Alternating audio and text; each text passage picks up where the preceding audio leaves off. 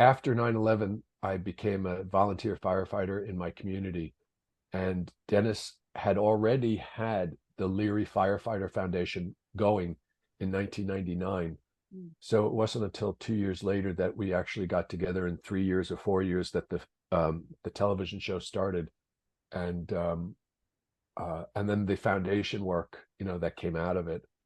Uh, but I still, we still do events each year, and it's whereas a lot of foundation work peters and out and goes by the wayside, his seems to just gain momentum each year, which I really respect, and it's a pleasure to be a part. It's a privilege. It's an honor.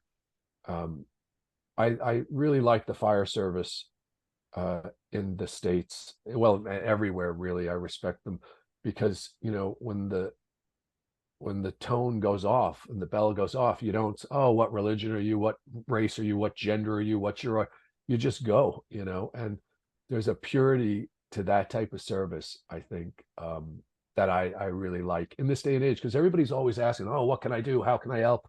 Well, that was one way I answered that question. Oh, and it was because my friend, his name was Captain Patty Brown. He was a very high profile firefighter in New York City, lots of rescues and medals and everything. And actually, the room that I'm in, I turned it into a little bit of an office. It used to be his room.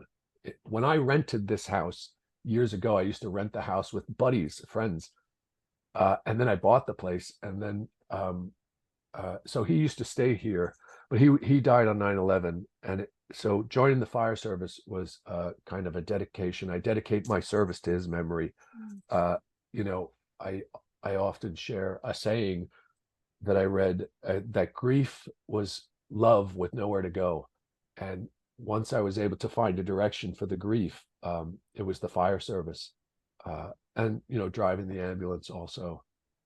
So it helped. It helped with the grief. It helped with that whole time, and it still helps. I enjoy it.